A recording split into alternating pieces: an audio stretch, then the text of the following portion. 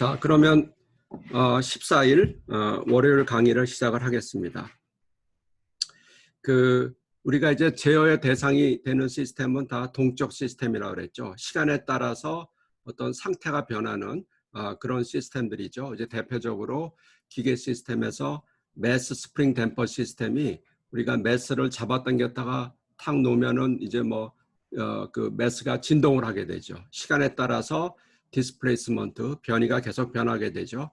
자, 첫 번째로 우리가 생각할 수 있는 것은 미분 방정식을 사용하면 동적으로 변하는 그런 시스템을 기술할 수 있죠. 자, 우리가 배웠었고, 이제 두 번째가 지난 시간에 배운 트랜스퍼 펑크션, 전달 함수입니다. 자, 또 전달 함수를 사용하면 우리가 어떤 물체의 입력과 출력 사이의 관계를 구할 수가 있죠. 그래서 지난 시간에 우리가 전달 함수에 대해서 공부를 했었죠. 잠깐만요.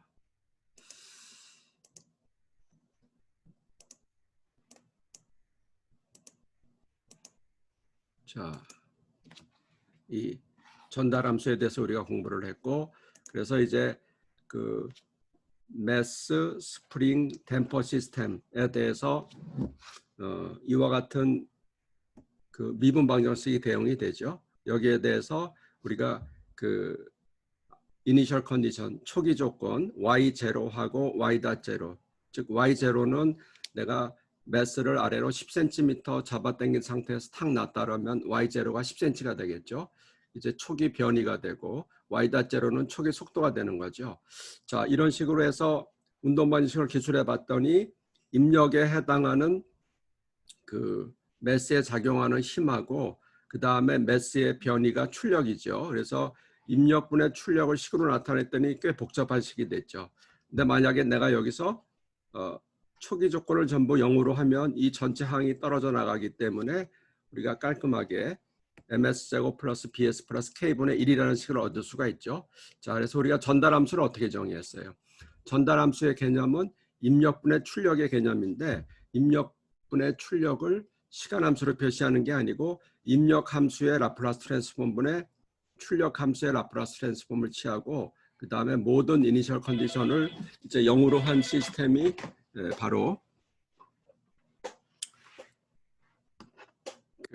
전달함수가 되겠습니다. 자, 그래서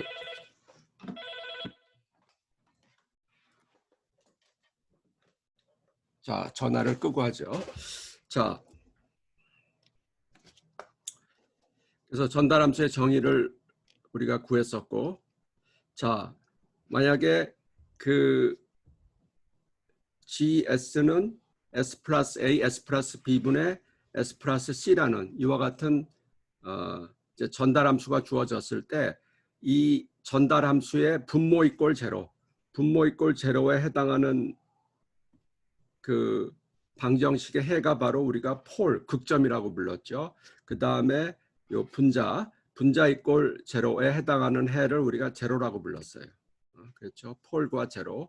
그래서 분모가 제로면 폴이고 분자가 제로면 이제 제로가 되겠죠. 자, 그래서 우리가 S플레인은 시그마 플러스 J 오메가죠. 실수축 시그마하고 허수축 J 오메가. 여기다 제로 0점은 동그라미로 표시하고 그 다음에 폴은 X로 표시하는 이러한 폴 제로를 이제 S플레인 상에 표시할 수가 있었죠.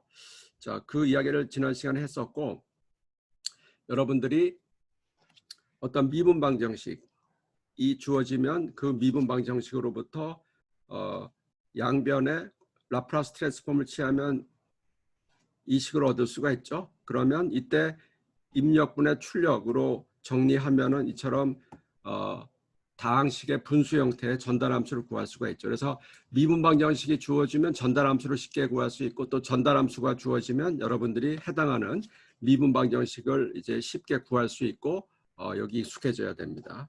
자, 지난 시간에 이제 여기까지 공부를 했었죠. 자, 이제 전달함수의 특성, 성질이라고 나왔죠. 여기 뭐라고 써놨어요?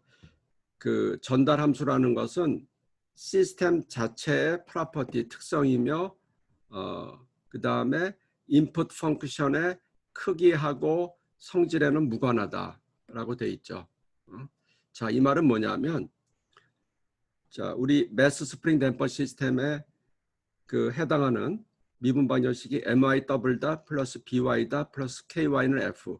이때 f가 이제 입력에 해당하는 거죠. 우리가 input 펑션 또는 forcing 펑션이라고 부르는, 우리가 또 우리 진동을 배울 때는 그 forcing 펑션이라는 용어도 썼었죠. 자, 어쨌든 뭐 입력 함수건 강제 함수건 간에, 자, 이 전달 함수, 여기에 해당하는 전달 함수가 아까 뭐였죠? fs분의 ys는 ms 제곱 플러스 bs 플러스 k분의 1, 이게 전달 함수였죠. 자, 이 전달 함수를 보면은 mbk라는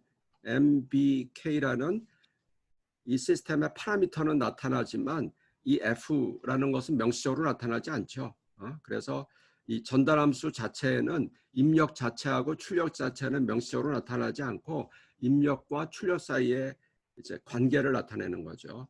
자, 또 하나 중요한 게 이 전달 함수는 입력과 출력 사이의 관계만을 표시하고 그 다음에 그 시스템의 physical structure, 물리적인 구조가 어떻게 되었는지에 대한 정보는 전혀 없죠. 자, 이게 무슨 말이냐면 우리가 매스 스프링 댐퍼 시스템에 대한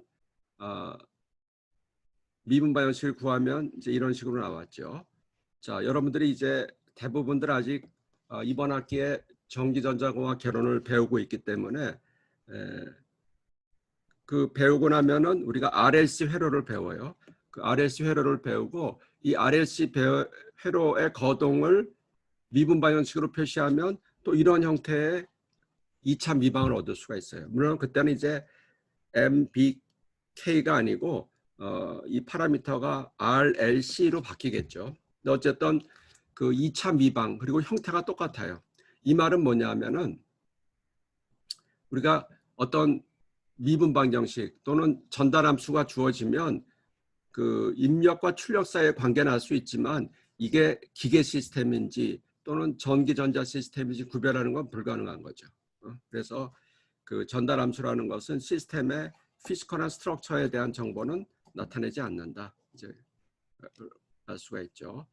자, 이제 매틀랩 코드 이야기가 나오는데 지금 현재 상황으로는 우리가 그 매틀랩 실습을 하는 게 쉽지 않을 것 같아요. 조금 시간이 지난 다음에 다시 한번 봐야 되지만, 하지만 실제로 우리가 여러분들이 매틀랩 실습을 하지 않더라도 이렇게 강의를 통해서 매틀랩이 어떤 일을 할 수 있는지 또 어떤 기능을 할 수 있는지를 배우는 건 필요할 것 같아요.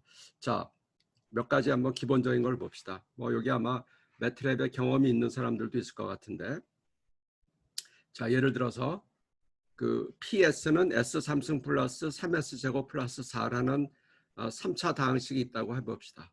이게 2차 다항식이 되면 우리가 근해 공식으로 해를 쉽게 구할 수 있는데, 이처럼 3차 다항식이 주어지면 이제 특수한 경우가 아니면 우리가 해를 구하기 어렵죠. 해를 구하는 체계적인 방법이 없고 수치 해석적으로 해를 구해야 되는 거죠. 근데 이제 우리가 매틀랩을 사용하면 이러한 해를 쉽게 구할 수가 있어요. 자, 어떻게 구하는지 한번 봅시다. 이와 같은 그 다항식 함수의 루트 해를 구하는 방법인데, 먼저 이 다항식을 정의를 해줘야겠죠. 그래서 우리가 뭐 S3승 플러스 3S제곱 플러스 4 이렇게 명시적으로 쓰는 게 아니고 그 3차 다항식의 개수에 해당하는 부분만 써주면 돼요. 그래서 예를 들어서 P는 1, 3, 0, 4. 왜냐하면 여기 지금 중간에 0 곱하기 S가 빠져 있죠. 그래서 1, 3, 0 하고 4 이렇게 써주면 됩니다. 그러면 항상 맨 오른쪽 게 0차니까 1차, 2차, 3차 이렇게 써주면 매틀랩은 이게 3차 방정식이고 각각 개수가 이렇게 되는구나 하고 스스로 인식을 하는 거죠. 자, 여기 세마이콜론을 한 것은 무슨 말이냐면 이 세마이콜론이 없으면은 이 결과를 그 밑에 보여줘요. 그런데 세마이콜론이 있으면은 그 결과를 생략하고 넘어가는 거죠. 자, 이게 무슨 말이냐면, 자, 우리가 지금 이와 같이 P라는 다항식을 정의를 했죠. 그 다음에 우리가 구하는 것은 루트를 구하는 거죠. 그래서 매틀랩 커맨드에 ROTS, 루트라는 커맨드가 있어요. 이 루트라는 커맨드는 그 괄호 안에 있는 다항식의 해를 구해주는 그런 거죠. 그러면 R은 루트 P 이렇게 쓰면은 여기 지금 콜론이 없죠. 이게 만약에 세마이 콜론이 있으면 아래 내용이 나오지 않고 바로 끝났을 텐데 지금 여기는 세마이콜론이 없죠. 세마이콜론이 없으면 그 계산 결과를 바로 다음에 보여주는 거죠. 자, 그래서 그 R은 여기 지금 3차 다항식이니까 해가 3개가 나오겠죠. 그래서 마이너스 3.3, 그 다음에 플러스 0.17, 플러스 마이너스 1.00i. 이때 여기는 이제 우리는 위에서 그 시그마 플러스 j 오메가 그 허수 단위를 i로 썼는데 이때는 이제 그 매틀랩에서는 i를 허수 단위로 쓰고 있죠. 그래서 이제 이 3차 다항식의 해를 이렇게 보여주고 있습니다. 자, 그래서 이제 요 r이라는 변수에 이 3차 다항식의 해가 저장이 되어 있겠죠. 그러니까 r이라는 것은 실제로는 3개를 저장하고 있으니까 뭐가 되겠어요? 이게 벡터 또는 어레이의 형태를 취하고 있겠죠. 자, 그 다음에 이제 r이 그 어레이 해의 형태를 취하고 있는데 여기 폴리라는 POLY라는 명령을 써주면은 다시 원래 그 다항식으로 즉 이 3개를 해로 가지는 다항식, 그 원래 다항식을 이런 식으로 보여주죠. 그러면 P는 1, 3, 0, 4 이렇게 나오는 거죠. 우리가 뭐 C로 여러분이 프로그램을 할 때에는 C의 변수를 다 디클레어, 선언을 해줘야 되죠. 이게 인티저다 아니면 실수다 해줘야 되는데 매틀랩은 그런 그 변수를 선언할 필요가 없이 모든 변수는 다 실수로 되어 있어요. 그래서 여기 지금 이 개수들이 1, 3, 4 전부 정수인데도 불구하고 1.0, 3.0 뭐 이런 식으로 나오죠. 그래서 그 이런 변수의 선언이 특별히 필요가 없이 편리하게 쓸 수가 있죠. 자, 그 다음에 두 번째는 이 PS는 3S제곱 플러스 2S 플러스 1 이런 다항식하고 QS는 S 플러스 4라는 다항식이 있을 때 이 두 개의 다항식을 곱해 봅시다. 곱하면은 여기 2차하고 1차니까 곱하면 3차부터 시작해서 상수항까지 이렇게 쭉 나오겠죠. 자, 그러면 다항식을 정의할 때 P라는 다항식은 P는 3, 2, 1 이렇게 쓰면 되겠죠. 그리고 세마이콜론은 나는 굳이 이 다항식의 형태를 지금 안 봐도 된다. 이런 거죠. Q는 1, 4 하고 또 세마이콜론이 나왔죠. 자, 그러면 이제 P라는 다항식하고 Q라는 다항식을 곱하는 걸 어떻게 하냐면 이때는 CONV, 컨볼루션이라는 명령을 써줘요. CONV. 이게 이제 두 다항식을 곱하는 폴리노미얼 멀티플리케이션을 하는 명령이죠. 그러면 컨볼루션 P, Q 하고 이게 그 세마이콜론이 없기 때문에 밑에 결과가 보여두죠. 그러면은 3, 14, 9, 4 이렇게 나와. 이게 뭐냐면은 지금 이게 0차, 1차, 2차, 3차죠. 그러니까 3차 다항식의 개수가 어떻게 돼요? 그 3이 되고 2차 다항식은 14, 1차 다항식은 9, 0차 다항식은 4 이렇게 해서 우리가 즉 3S 3승 플러스 14S 제곱 플러스 9S 플러스 4라는 다항식이 나오는 거죠. 자, 그러면 이제 우리 그 조금 전에 했던 전달함수는 어떻게 표시하냐면 예를 들어서 분모가 3S 제곱 플러스 2S 플러스 1이고 분자가 S 플러스 4라는 이런 두 다항식의 비로 표시되는 전달함수는 자, 이제는 여러분들이 다항식을 어떻게 표시하는지 잘 알죠. 그래서 NUM, 뉴머레이터, 분자는 1, 4고 그 다음에 DN, 디노미네이터, 분모는 3, 2, 1이죠. 그러면 전달함수는 어떻게 구성하냐면 먼저 뉴머레이터 먼저 쓰고 카머 디노미네이터 써주고 TF가 이제 트랜스퍼 펑션을 나타내는 명령문이 되죠. 그러면 여러분이 시스템이라고 sys equal TF NUM DN을 써주면 그 여러분 화면 위에 이처럼 이와 같은 전달 함수가 이제 기술이 되는 거죠. 근데 제곱을 표시할 수 없으니까 이처럼 제곱은 이런 식으로 표시하는 거죠. 자, 이게 이제 여러분 화면에 나타나는 그러한 모양이 되겠습니다. 자, 이때 우리가 TF라는 매틀랩 커맨드는 반드시 지켜줘야 돼요.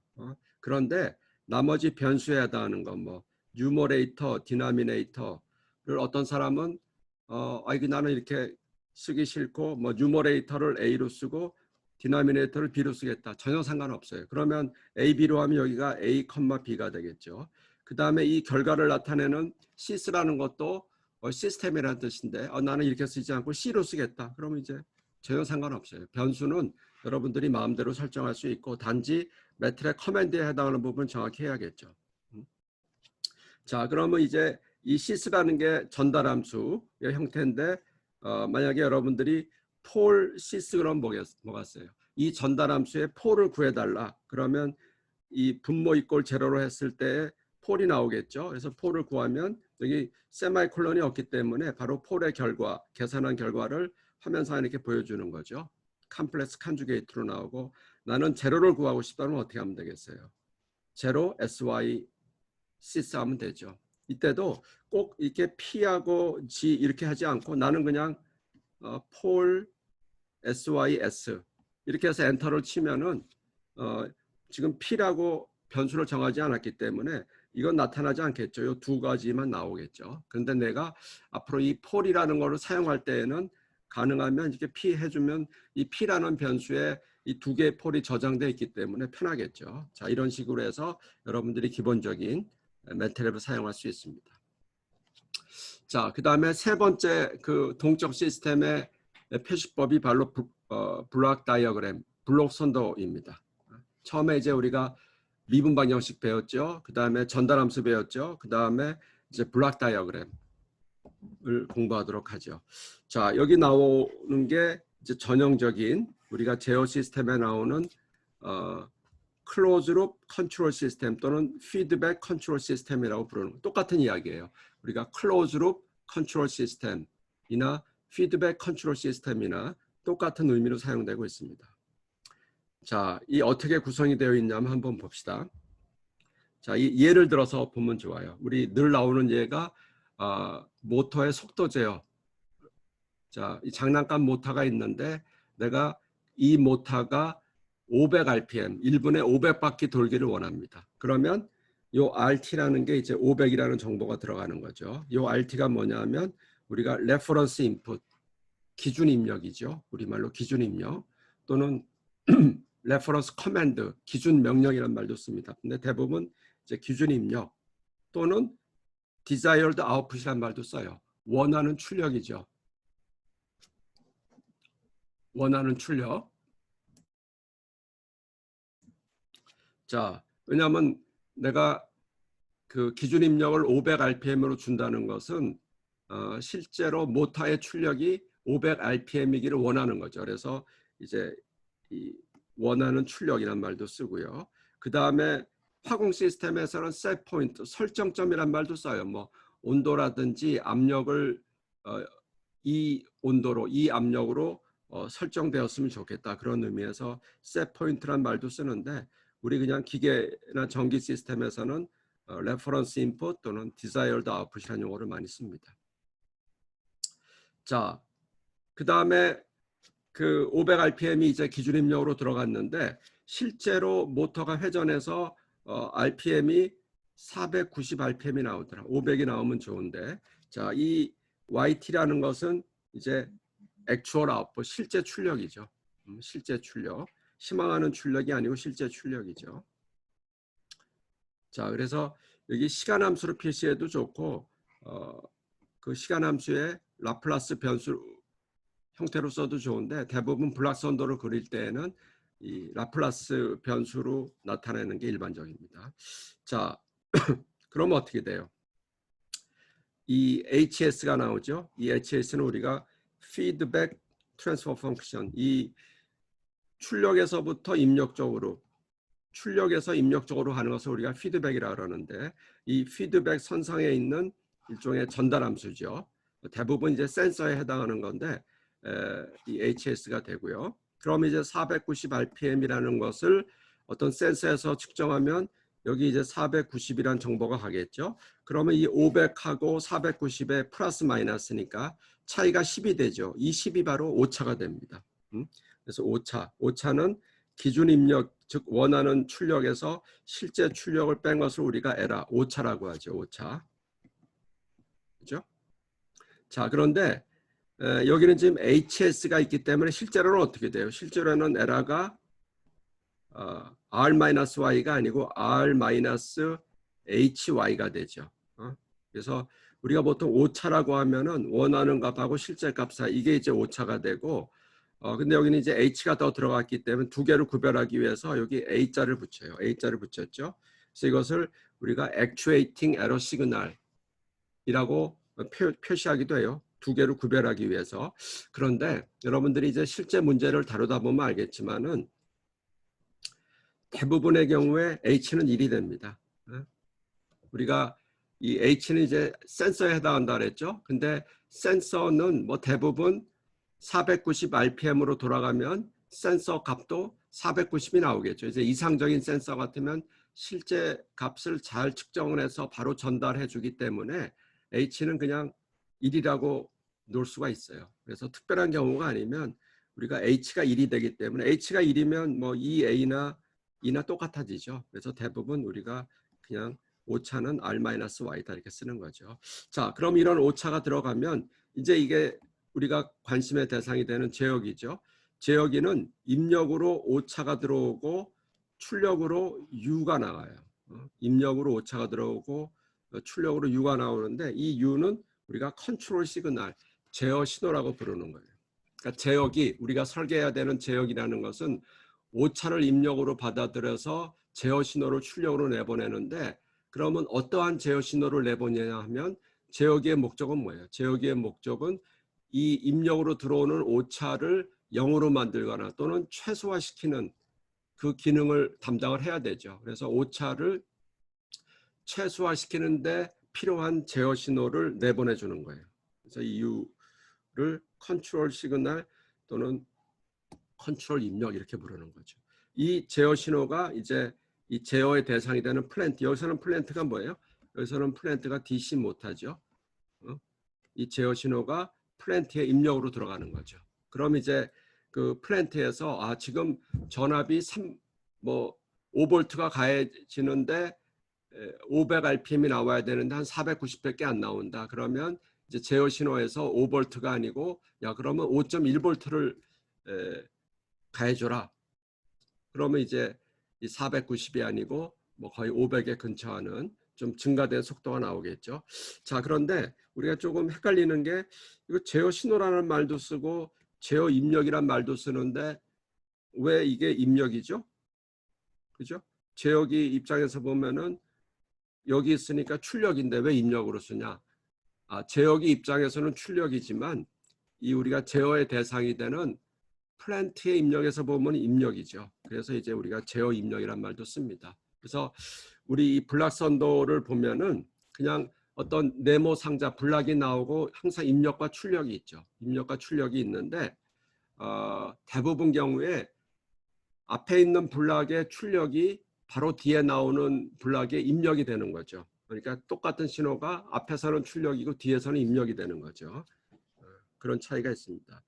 자, 그래서 우리가 이 제어기는 보통 GCS 컨트롤러라고 GCS라고 쓰는데 대부분 이제 제어기라고 하고 간혹 어떤 사람들은 컴펀세이터 우리말로 하면 이제 굳이 번역을 하면 보상기 이 컨트롤러는 제어기 그다음에 컴펀세이터는 보상기 이런 말도 쓰는데 우리는 이제 제어기란 말을 쓰도록 하죠. 그다음에 제어의 대상이 되는 플랜트 또는 프로세스라고도 하는데 요거는 이제 플랜트라는 입장에서 P라고 나타내죠. GPS는 플랜트다. 자, 이렇게 쓰는 거예요. 그 다음에 이 두 개의 블락이 이렇게 연속되어 있으니까 우리가 어떻게 볼 수 있어요? 자, 여기서 YS는 이제 거꾸로 가면서 GPS 곱하기 US죠. US고 그러면 GPS의 US는 뭐예요? US는 GCS의 EAS가 되죠. 그죠? 그러면 이 항상 이렇게 연속되어 있는 두 개의 블락은 곱해져요.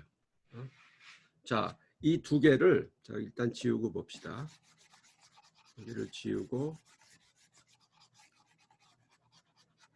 여러분들이 어떻게 생각해야 되냐면은 자, 지금 요 플랜트라는 블락이 있고 제역이라는 블락이 있는데 이 두 개를 다 포함하는 이런 박스를 하나 그려봅시다. 그러면 지금 빨간색도 또 하나의 블락이 되는 거예요. 두 개의 블락을 속에 품고 있는 하나의 블락이 되죠. 이 빨간색 블락의 입력은 EA가 되고 출력은 YS가 되죠. 출력은 YS고 입력은 EA가 되는 거죠. 그러면 이 빨간색 블락은 우리가 어떻게 표시했어요?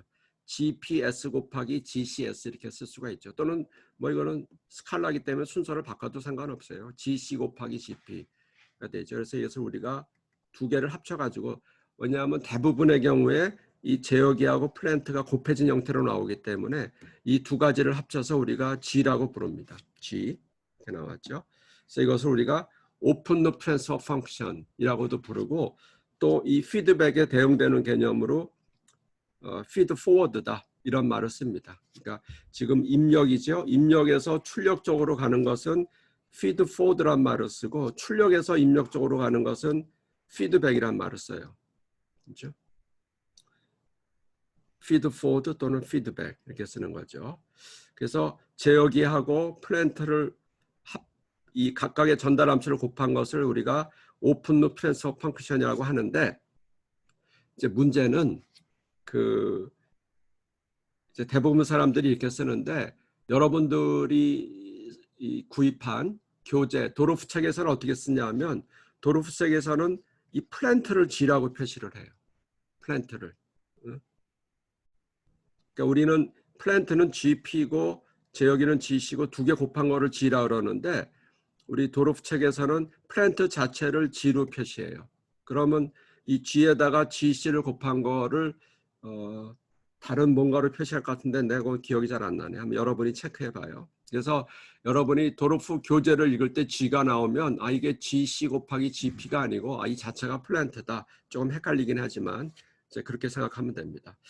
자, 그러면 우리 왼쪽에 이 블락선도를 오른쪽으로 나타낼 수가 있죠. 다 똑같은 건데 요 GC하고 GP를 합치면 G라 그랬으니까 이렇게 피드 포워드에 GS가 나오고 피드백에 HS가 나오는 거죠. 그렇죠? 자, 이때 이걸 한번 지우고 자, 한번 이런 식으로 지워 봅시다. 이렇게 지우고 안 되네요.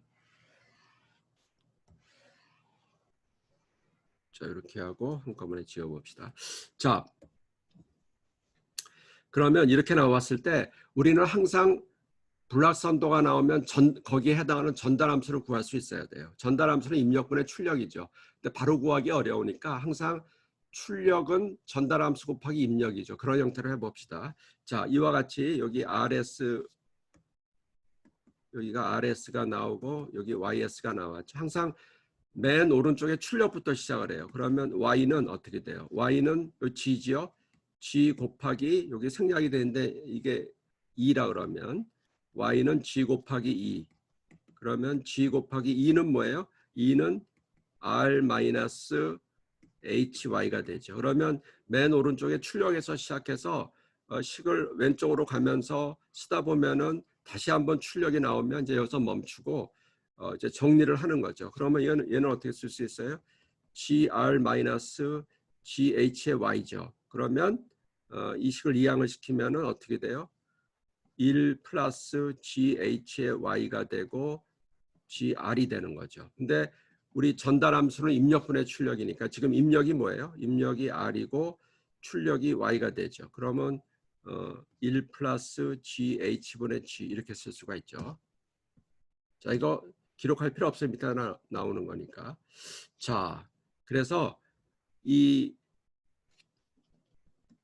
지금 개개의 블락을 보면 들어오는 화살표가 입력이고 나가는 화살표는 출력이죠. 그러면 여기서는 어떻게 우리가 나타내는 거냐면 이렇게 나타내는 거예요. 그렇죠? G하고 H하고 전체를 포함하는 새로운 블락을 정의를 하면 여기 RS가 이 전체 블락에 입력이 되고 YS가 출력이 되죠. 그리고 이 전체를 우리가 클로즈 룹 컨트롤 시스템이라고 부르는 거예요. 그래서 아래쪽에 보면은 우리가 클로즈 룹 트랜스퍼 펑크션 줄여서 클로즈 룹을 줄여서 CL, 그래서 CLTF라고 쓰는데 클로즈 룹 트랜스퍼 펑크션은 이 전체 시스템, 즉 기준 입력하고 실제 출력에 대해서 RS분의 YS는 1 플러스 GH분의 G 이렇게 쓸 수 있죠. 그래서 R분의 Y를 우리가 흔히 대부분의 교재에서 TS로 표현을 합니다. 자, 그래서 이 굉장히 중요한 거죠. TS는 R분의 Y는 1 플러스 GH분의 G다. 그래서 그 제어를 전공하는 사람들은 이건 뭐 거의 가장 기본 공식이에요. 1 플러스 GH분의 G. 물론 이렇게 그 여러분들이 필요할 때마다 이렇게 유도해서 써도 되지만 그 시간이 너무 걸리죠. 그러니까 1 플러스 GH분의 1을 하나의 공식처럼 우리가 쓰고 있습니다. 자, 그러면 우리 앞에서 전달함수가 나왔을 때 전달함수의 분모 이꼴 제로가 폴이고 분자 이꼴 제로가 제로라 그랬죠. 그러면 이때도 마찬가지로 또 전달함수이기 때문에 이 CLTF의 분모 이꼴 제로, 즉 1 플러스 GH가 제로. 이것도 너무 기니까 우리 보통 델타 S로 표시하는데 델타 S는 1 플러스 GH분의 제로를 우리가 분모 이꼴 제로를 뭐라고 불렀죠? 캐릭터리스틱 이퀘이션이라고 불렀죠. 그래서 이 친구는 캐릭터리스틱 이퀘이션인데 클로즈 룹에 대한 거기 때문에 클로즈 룹 우리가 캐릭터리스틱 이퀘이션 이렇게 부르죠. CLCE 이렇게 쓰죠. 그래서 클로즈 룹 캐릭터리스틱 이퀘이션은 델타 S는 1 플러스 GH분의 1 플러스 GH가 제로다. 그러면 이제 이 분모 이꼴 제로니까 이게 폴이죠. 이걸 또 특별히 우리가 클로즈 룹 폴이라고 부르는 거죠. 클로즈 룹 폴. 자, 근데 여러분이 하나 눈여겨봐야 될 게 여기 아까 처음에 클로즈 룹 컨트롤 시스템 블락 선도에서 여기가 플러스고 여기가 마이너스죠. 이거 왜 자연스럽냐면 내가 아까도 기준 입력이 500rpm이고 실제가 490rpm이면 내가 오차를 구하기 위해서는 500 마이너스 490을 해야 되죠. 그래서 여기가 플러스 여기가 마이너스 이렇게 되는 거죠. 자, 이와 같은 시스템 지금 출력에서 입력으로 가는 이런 피드백이 있죠. 이걸 우리가 피드백이라고 그랬죠. 자, 출력에서 입력으로 가는 피드백이 있는데 그 피드백을 입력과 이렇게 마이너스가 네거티브죠. 플러스가 포지티브고. 자, 이런 것을 우리가 네거티브 피드백이라고 부른다. 네거티브 피드백. 그러면 네거티브 피드백이 있으면은 포지티브 피드백도 있겠죠. 포지티브 피드백은 여기가 플러스고 여기도 플러스인 경우겠죠.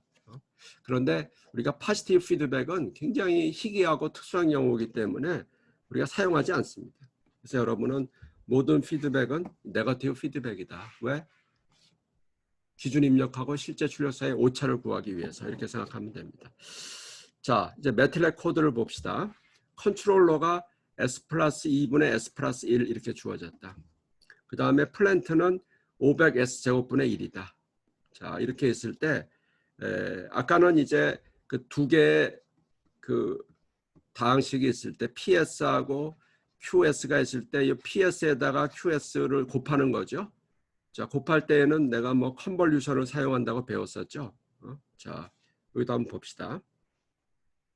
먼저 이 컨트롤러에 대해서 우리가 전달함수를 구성하기 위해서 어떻게 하면 되겠어요? 분자는 뉴머레이터 C, 이 C는 컨트롤러죠. C는 1, 1이고 디나미네이터 C는 1, 2가 되겠죠. 그럼 전달함수는 뉴머레이터 C, 디나미네이터 C하고 전달함수 TF 이제 시스템이 되는데 컨트롤러니까 SYSC 이렇게 표시를 했어요. 자, 플랜트에 대해서는 똑같이 뭐 뉴머레이터 P 1이고 디나미네이터 P는 이거를 간혹 500이라고 쓰는 학생들이 있는데 500이라고 쓰면 절대로 안 돼요. 그냥 500으로 쓰면 그냥 숫자 500이에요. 근데 지금 500S 제곱이니까 500 이게 2차항이죠. 1차항 제로, 상수항 제로 이렇게 500 제로 제로 써야지 이걸 나타내는 거죠. 자, 마찬가지로 트랜스퍼 펑션 함수를 써서 플랜트에 대한 전달 함수를 구성할 수가 있죠. 자,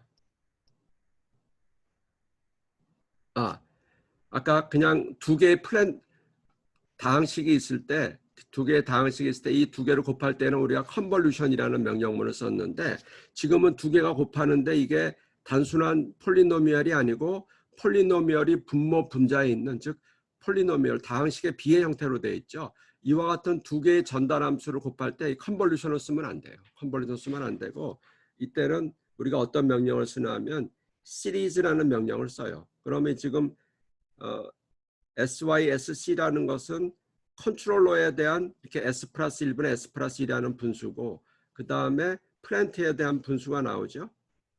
자, 이 순서는 바뀌어도 상관없어요. 거기에다 두 개의 전달함수를 곱할 때에는 우리가 시리즈라는 명령문을 써준다. 그러면 시리즈하고 우리가 아까 이게 GC에 해당하고 이게 GP에 해당하니까 GC하고 GP를 곱한 거를 G로 표시한다 그랬죠. 오픈 루프 트랜스퍼 펑션. 그래서 sys G 이렇게 썼어요. 자, 그러면 내가 여기 세마이콜론이 없기 때문에 이 계산 결과를 그대로 화면에 보여주죠. 그러면 sys G는 자, 이렇게 나와요. 이거 내가 쓴 게 아니고 매틀랩을 해서 매틀랩 결과를 그대로 화면에 보여준 거예요. 자, 그러면 이제 이 두 개를 곱한 게 나오고 그 다음에 우리는 여기서 끝나는 게 아니고 이와 같은 전체 시스템 지금 한 거는 뭐예요? 요 시스템에 대한 거죠. 지금은 요 두 개의 블록에 대한 거고 자, 우리가 지금 원하는 건 뭐냐면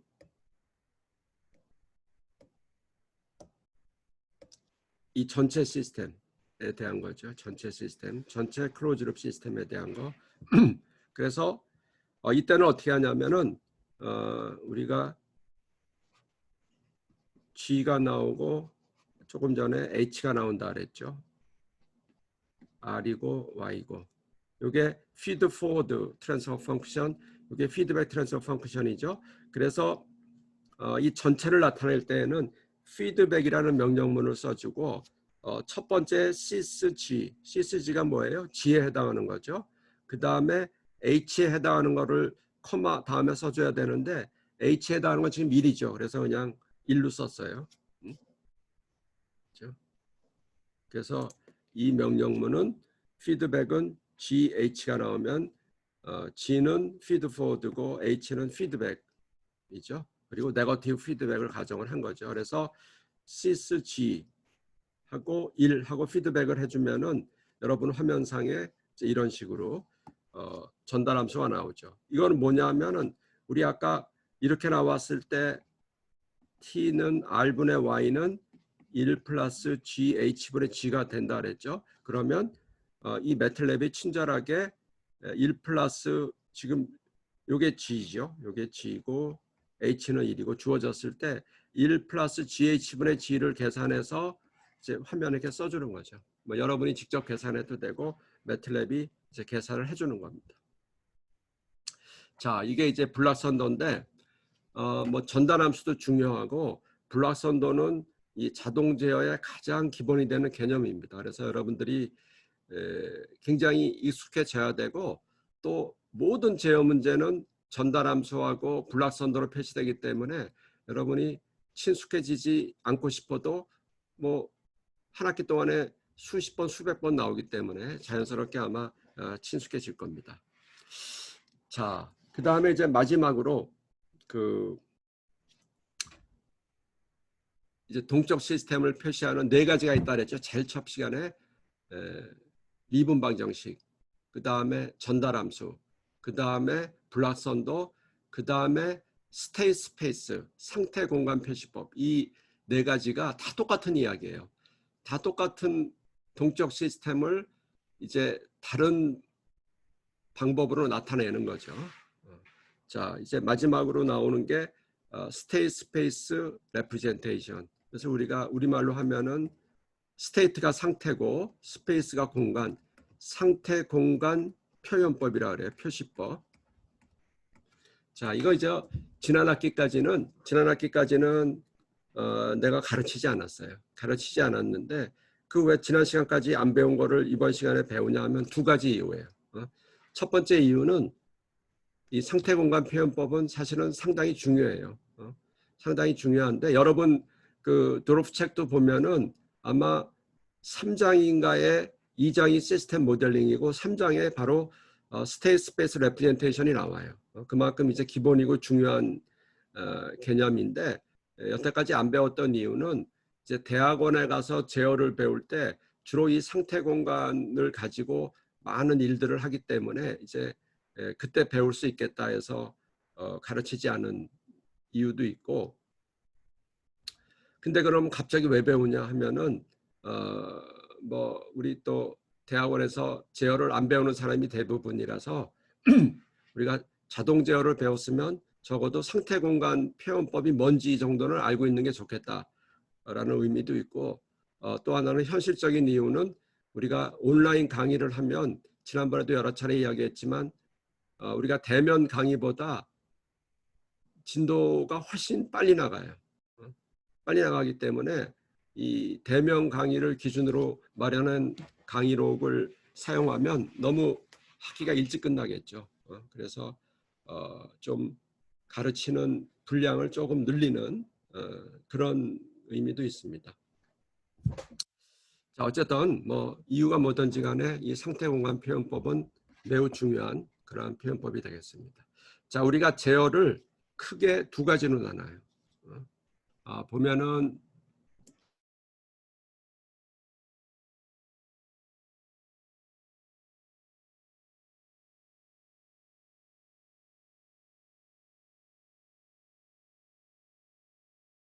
자, 이 제어를 컨벤셔널 컨트롤 또는 우리가 클래시컬 컨트롤, 고전 제어, 뭐 굳이 번역하면 고전 제어죠. 전통적인 제어 방식이 있고, 그 다음에 모던 컨트롤, 현대 제어 이렇게 나옵니다. 그러면 이제 여러분이 일단 가지는 그 생각이 그 클래시컬 컨트롤은 좀 진보하고 모던 컨트롤이 좋은 거다 이렇게 생각하기 쉬운데 이제 그런 의미는 아닙니다. 그래서 클래시컬 컨트롤한 것은 나온 지가 오래됐다는 거고, 모던 컨트롤은 거기에 비하면은 이것도 뭐 한 4, 50년 됐지만 거기에 비하면은 더 좀 시기적으로 뒤에 나왔다. 그래서 이제 모던 컨트롤 이름을 붙인 거고, 둘 다 그 동일하게 이제 사용이 됩니다. 사실은 우리가 배우는 게 전부 클래시컬 컨트롤입니다. 모던 컨트롤을 배우는 게 아니고. 자, 그러면 이 어떻게 구별되냐 하면 이 클래시컬 컨트롤은 우리 아까 배웠던 전달함수 표시법에 근거해서 시스템을 나타내면 이게 바로 클래시컬 컨트롤이에요. 근데 뭐 지난 학기까지 우리가 스테이트 스페이스를 안 배웠다는 거 보니까 우리가 배운 거는 전부 클래시컬 컨트롤을 배운 거죠. 현장에서도 아직 많이 사용이 되고, 그래서 이 전달함수는 단지 입력과 출력 사이의 관계만 표시할 수 있다 그랬죠. 그런데 그 반면에 이 상태 공간은 입력하고 출력하고 거기에 하나 더해서 시스템의 상태, 시스템 내부에서 지금 어떤 일이 벌어지고 있는지도 볼 수 있죠. 전달함수는 입력과 출력만 보여주기 때문에 지금 이 블락 내부에서, 시스템 내부에서 어떤 일이 벌어지고 있는지는 우리가 알 방법이 없어요. 그냥 단순하게 입력과 출력만 할 수 있는데 상태 공간 표시법은 거기에 더해서 시스템 내부의 상태를 우리가 알 수 있다. 이게 무슨 말인지는 잠시 후 예제를 통해서 알 수 있습니다. 자, 그래서 모던 컨트롤은 이와 같이 상태 공간 표시법을 근거로 하고 있다. 자, 그러면 이 클래시컬 컨트롤은 우리가 타임 인베리언트 시스템 LTI라 그러는데, 이게 리니어 시스템이죠. 우리 여러분 리니어 시스템 배웠죠. 그 다음에 타임 인베리언트, 이것을 우리가 우리말로 하면 시불변이라 그래요. 시간이 변하지 않는다는 의미가 아니고 시간이 변하더라도 시스템의 파라미터가 변하지 않는다. 시불변. 시간이 변하지 않는다는 게 아니고 시간이 변하더라도 시스템 파라미터가 변하지 않고 일정하다는 그런 의미입니다. 우리 매스 스프링 시스템은 타임 인베리언트 시스템이에요. 예를 들어서 여러분들이 여기 매스가 있고 스프링이 있고 댐퍼가 있는데 뭐 어제 매스가 10kg였는데 오늘은 뭐 10.2kg가 되고 뭐 내일은 9.9kg가 되고 그런 거 아니죠. 그러니까 M하고 B하고 K 값이 변하지 않죠. 뭐 대부분 시스템이 그렇죠. 이게 이제 시불변 시스템이죠.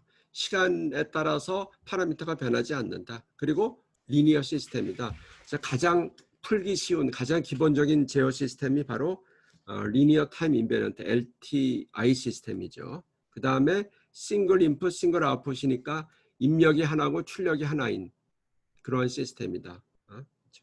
그래서 우리 클래시컬 컨트롤은 이런 리니어 타임 인베리언트이고 입력이 하나고 출력이 하나인 시스템에만 적용이 되는, 근데 사실은 굉장히 많은 시스템이 여기에 해당이 됩니다. 그러면 이와 같은 클래시컬 컨트롤은 넌리니어 시스템엔 전혀 적용이 안 되냐 하면 거기도 적용이 됩니다. 여기 비교적 단순한 넌리니어 시스템엔 적용할 수 있다. 자, 그럼 이에 비해서 우리가 마든 컨트롤은, 즉 상태공간 표시법에서는 시스템이 리니어건 넌리니어건 다 적용이 가능하고 시스템이 타임 인베리언트건 타임 베링이라 그랬죠. 시변이라 그래요. 우리가 시변, 시간에 따라 파라미터가 변하는 시스템에도 적용이 가능하다. 그러면 도대체 시간에 따라서 파라미터가 변하는 시스템이 얘가 뭡니까? 물어보면 여러분 생각할 수 있는 게 뭐가 있겠어요? 예를 들어서 아주 간단하게 여러분이 물병이 있어요. 물병에 뚜껑이 닫혀 있으면 얘가 막 움직이면은 매스가 똑같겠죠. 그런데 이 물병에 뚜껑이 열려 있다. 그리고 얘가 막 공간상에서 움직인다. 그러면 물이 쏟아질 수도 있잖아요. 그러면 이 매스가 변하겠죠. 좀 어거지 같긴 하지만 뭐 현실이 그렇죠. 자, 가장 대표적인 시변 시스템이 바로 로켓이에요. 로켓. 여러분들 보면은 우리 로켓이 3단으로 돼 있죠. 근데 사실은 진짜 그 우리가 중요하고 날아가는 부분은 위에 조그만 매스를 차지하고 있고, 그런데 대기권을 벗어나기 위해서 엄청나게 빠른 속도가 필요하기 때문에 2단, 3단 이렇게 커다란 연료통을 포함하고 있죠. 그러면 처음에 출발할 때에는 뭐 10톤이었는데 이제 올라가면서 뭐 몇 분 만에 그 연료를 다 소진해 버리죠. 그러면 10톤이 1톤이 되고 결국 대기권에 들어갈 때 우리 인공위성 보면은 몇백 킬로죠. 그러면 이 매스가 짧은 시간에 드라마틱하게 변하죠. 이런 것들이 대표적인 시변 시스템이 됩니다. 자, 그래서 이 상태 공간으로 표시하면 우리가 뭐 리니어건 넌리니어건 시불변이건 시변이건 그 다음에 더해서 입력이 여러 개 있고 출력이 여러 개 있는 MIMO 시스템, 미모 시스템에서 적용이 된다. 즉, 이 상태 공간 표시법은 모든 그 상황에 다 적용이 된다고 볼 수가 있는 거죠.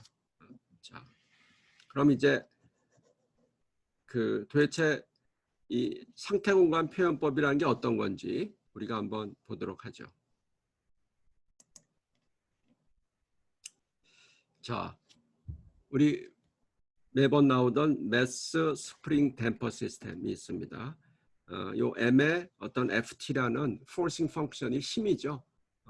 이 힘이 가해지고 그 다음에 이제 Y가 요 매스의 변이, 요게 이제 입력이고 변이가 출력이 되는 이런 시스템이죠. 그래서 우리 앞에서도 여러 번 나왔지만은 MY 더블 다 플러스 BY 다 플러스 KY는 F죠. 우리 이제 대부분 기계공학을 전공했으니까 기계공학을 전공한 학생들 같으면은 거기서 이제 동력학이나 진동을 배운 학생들 같으면은 이 식이 어떻게 유도되는지 뭐 굉장히 기본이 되는 식이죠. 알 수가 있고, 여기 지금 몇 사람 있는 기계공학이 아닌 학생들 같으면은 그냥 얘가 어떻게 유도됐는지에는 관심 가질 필요 없이 이 식으로부터 시작하면 됩니다. 자, 이와 같이 2차 미방이 주어졌을 때 그 앞에서는 어떻게 했어요? 여기다가 라플라스 트랜스폼을 취하고 제로 이니셜 컨디션에서 전달 함수를 쉽게 유도했죠.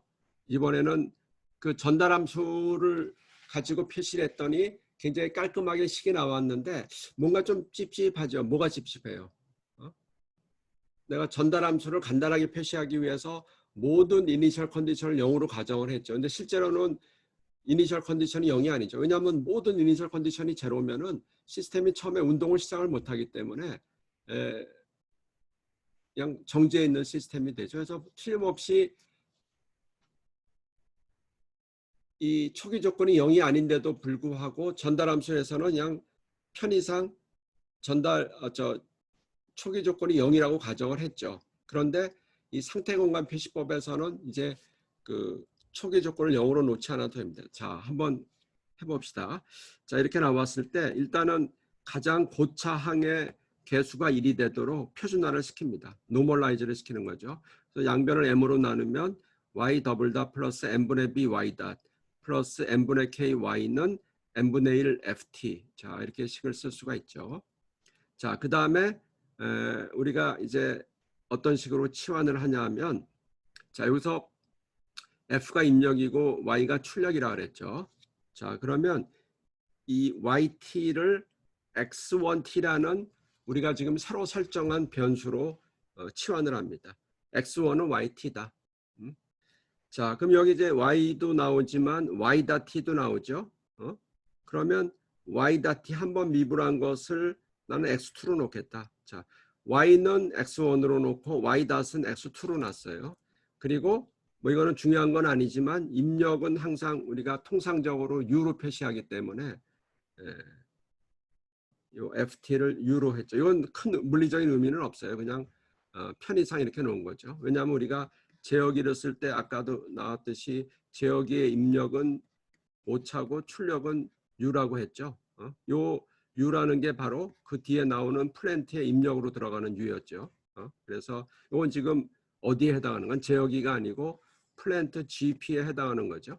그래서 플랜트의 입력은 우리가 통상적으로 U로 표시하기 때문에 요 FT 대신에 U라고 쓴 거죠. 그러니까 큰 의미는 없습니다. 요게 의미가 있는 거죠. 자, 출력을 Y1, 출력의 도함수를 X2로 놓은 거죠. 자, 그러면 X1하고 X2 사이에는 이런 관계가 있겠죠. X1 닷, 여기 닷인데 X1 닷는 X2 닷 이렇게 쓸 수가 있겠죠. 그렇죠? 왜냐하면 X1 닷이 Y 닷이고 X2는 원래 Y 닷이고. 그렇죠? 자, 이번에는 그러면 X1 닷을 봤으니까 X2 닷이라는 건 뭔지 봅시다. X2 닷은 뭐예요? X2 닷은 Y의 더블 닷이죠. 그렇죠? X2 자체가 Y 닷이니까. 그럼 Y의 더블 닷은 이 위식에서 보면 어떻게 돼요? 이항을 시키면 마이너스 n분의 b의 Y 닷이죠. 근데 Y 닷이 뭐라 그랬어요? Y 닷이 X2라 그랬죠. X2로 쓰고 넘기면 마이너스 n분의 k의 Y인데 Y는 X1이죠. X1으로 쓰고 플러스 n분의 1의 F인데 F는 우리가 U로 쓰기로 했죠. 자, 이렇게 쓸 수가 있어요. 그래서 X1 닷은 X2고 X2 닷은 이렇게 쓰죠. 그래서 모든 식이 지금 아까는 Y하고 F를 썼는데 지금은 X1, X2하고 U로 식을 변형을 시켰죠. 자, 이제 여기서 끝나는 게 아니고 이거를 항상 이런 형태의 매트릭스 벡터 형태로 나타냅니다. 자, 항상 좌변에는 X1 닷, X2 닷 이렇게 쓰고요. 그 다음에 요거 2 by 1 벡터죠. 그 다음에 오른쪽에도 X1, X2 이것도 마찬가지로 2 by 1 벡터죠. 자, 이렇게 쓰고 그러면 위에 이 두 식을 매트릭스 벡터로 표현하는 거기 때문에 자, 봅시다. X1 닷은 어떻게 돼요? X2죠. 그러면 0, 1, X1, X2면 X1 닷은 0 곱하기 X1 플러스 1 곱하기 X2니까 이렇게 0, 1로 쓸 수가 있죠. 자, 그 다음에 X2 닷은 어떻게 돼요? X1에 걸리는 게 마이너스 n분의 k. 그 다음에 X2에 걸리는 게 마이너스 n분의 b. 그 다음에 U에 걸리는 것은 n분의 1. 이렇게 쓸 수가 있죠. 그죠? 자, 어떻게 했는지 다시 한번 복기를 해봅시다. 자, 원래 미분 방정식이 주어지면 이제 노멀라이저를 일단 시키고, 그죠? 이렇게 쓸 수 있죠. 그 다음에 이제 변수로 치환을 하는데 여기서는 이거는 시스템마다 다른데 이제 여기서는 출력을 y1, 그다음에 y 출력의 1차 도함수를 y x2 이렇게 놨죠. x1, x2. 그래서 우리가 이런 식으로 얻을 수가 있어요. 항상 이런 형태로 씁니다. 자, 그런데 이때 x1, x2라는 게 이제 상태예요. 상태. 시스템의 상태. 그래서 이것을 우리가 스테이트 이퀘이션, 상태 방정식이라고 부릅니다. 자, 근데 내가 관심이 있는 것은 원래 시스템에서는 뭐예요? 원래 시스템에서는 입력이 들어갔을 때 출력 yt가 뭔지에 관심이 있죠. 그러면 출력은 어떻게 구하냐면, 자, 출력 yt는 뭐예요? 출력은 x1이 첫 번째 상태 x1이 바로 출력에 해당하는 거죠. 그래서 yt는 x1t인데, 자, 이걸 어떻게 표현하냐면은 항상 x1, x2라는 벡터가 기본이 되기 때문에 y는 x1이라고 간단히 표시할 수 있는 것을 x1, x2, 1, 0 이렇게 표시하면은 이렇게 곱하면 1 곱하기 x1 플러스 0 곱하기 x2가 되니까 식이 같아지죠. 그래서 이런 식으로 나타납니다. 그래서 이 방정식을 우리가 아웃풋 이퀘이션, 출력 방정식이라고 부릅니다. 자, 그러면 우리 상태 공간으로 표시할 때에는 이니셜 컨디션을 고려할 수 있다 그랬죠. 이니셜 컨디션은 즉 x, 우리가 지금 이 벡터 xt는 x1t, x2t 이 2x1 벡터가 이렇게 되죠. 이것을 우리가 여기 지금 볼드로 써 있죠. 굵게 쓰여 있죠. 그래서 x0는 x1 0, x2 0죠. 그러면 x1 0는 뭐예요? x1 0는 y0에 해당하니까 이거는 뭐예요? 매스를 처음에 얼마만큼 잡았던 벡터가 놓는지 10cm 놨다 그러면은 이게 10이 되는 거죠. 그래서 x1 0는 y0, 이 y0는 문제에서 주어지는 거죠. 여기서는 10cm라고 주어진 거죠. 그 다음에 x2 0는 뭐가 되겠어요? x2 0라는 것은 y.0, x2 0는 y.0에 해당하니까 초기 속도가 되죠. 초기 속도는 지금 제로죠. 그러니까 0으로 놓을 수가 있죠. 자, 그래서 이 문제를 우리 앞에서 전달함수로 표시했던 매스 스프링 댐퍼 시스템을 상태 공간으로 표시하면 이제 2차 미방이기 때문에 상태가 두 개가 나와요. 그 미방이 3차 미방이 되면 상태가 3개, 2차는 2개 이렇게 돼요. 두 개의 상태 변수를 스테이트 베리어블을 정의를 하고 스테이트 이퀘이션, 아웃풋 이퀘이션, 이니셜 컨디션 이제 이런 식으로 우리가 표현을 하게 됩니다. 그래서 여러분들이 이 예제를 통해서 볼 수가 있죠. 자, 그럼 도대체 상태라는 게 뭐냐면 우리 앞에서는 입력과 출력 사이의 관계만 있었죠. 근데 지금도 이게 입력이죠. UT가 입력, 빨간색으로 바꿀까요? 자, UT가 입력이고 YT가 출력이죠. 아까는 이 두 가지만 나왔는데 지금은 요 입력과 출력 사이에 X1, X2라는 상태가 더 들어갔죠. 그때 상태는 뭐예요? 이 문제에서 요 상태는 이니셜이 아니고 디스플레이스먼트를 변이를 나타내는 거고 X2는 뭐예요? Y.0니까 이 속도를 나타내는 거죠. 요거는 디스플레이스먼트. 자, X1은 변이, X2는 속도를 나타내는 거죠. 즉 매스 스프링 댐퍼 시스템 내부에서 매스의 변이가 얼마고 속도가 얼마고 속의 상태도 같이 보여주는 거죠. 지금 입력은 가해주는 힘이고 출력은 변인데 그러면 여기서는 그 출력인 동시에 변이는 출력인 동시에 상태가 되고 또 거기에 더해서 velocity라는 속도라는 상태가 하나 더 더해진 거죠. 자, 이렇게 쓸 수가 있습니다. 그래서 조금만 더 하고 오늘 강의를 끝내도록 하죠. 자, 여기 보면은 스테이트 스페이스 레프레젠테이션 이렇게 나오죠. 자, 이 스테이트 스페이스 레프레젠테이션은 잘 봐요. 지금 2차 미방이죠. 2차 미방을 이 부분을 지워 봅시다. 이제 전체를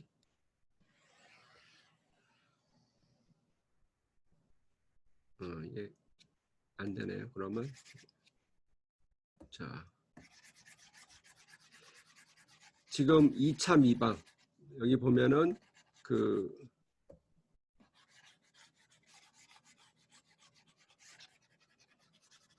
자, 2차 미방으로 주어진 식을 어떻게 했어요? 이 자체는 스테이트 이퀘이션 자체는 지금 1차 미방이죠. 그래서 일반화를 시키면은 nth order differential equation n차 미방을 예를 들어서 3차 미방을 3개의 1차 미방의 집합으로 고치는 거예요. 지금은 위에서는 2차 미방을 지금 1차 미방이 2개 남았죠. 2개 1차 미방이 모여있는 집합의 형태로 한 거죠. 만약에 원래 시스템이 3차 시스템 같으면 우리가 어땠습니까? 3차 미방을 풀려고 하면 어렵죠. 복잡하고. 근데 1차 미방은 항상 쉬워요. 그래서 3차 미방이 나오면 3차 미방을 푸는 게 아니고 그 3차 미방을 3개의 1차 미방으로 분해해서 푸는 게 바로 스테이트 스페이스 방법이다.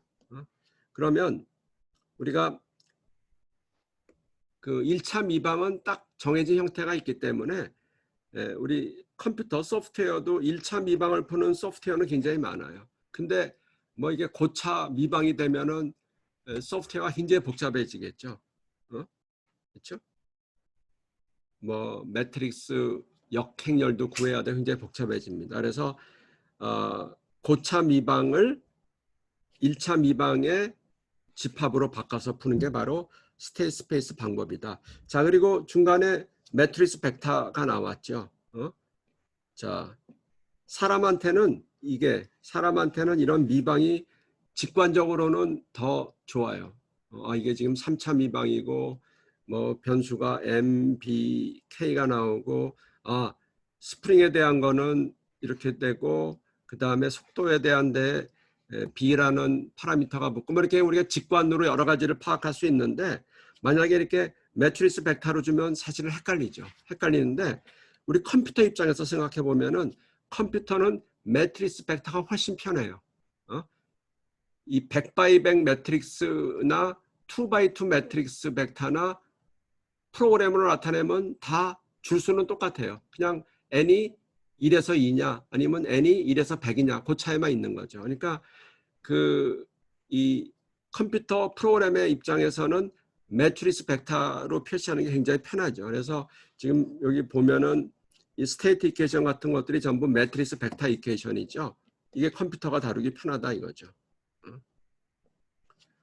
자, 그래서 매트리스 벡터로 나타내면은 그 이니셜 컨디션을 포함할 수도 있고 우리 위에서 봤듯이 이 이니셜 컨디션을 무시하지 않고 포함할 수도 있고 그 다음에 뭐 같은 이야기네요. 그죠? 우리 전달 함수로 할 때는 이니셜 컨디션이 0이라고 가정을 했는데 우리 상태 공간에서는 이니셜 컨디션을 고려할 수 있다. 자, 이런 이야기가 나오는 거죠. 자, 오늘은 한 10분 정도 남았는데 여기까지 강의를 하고 그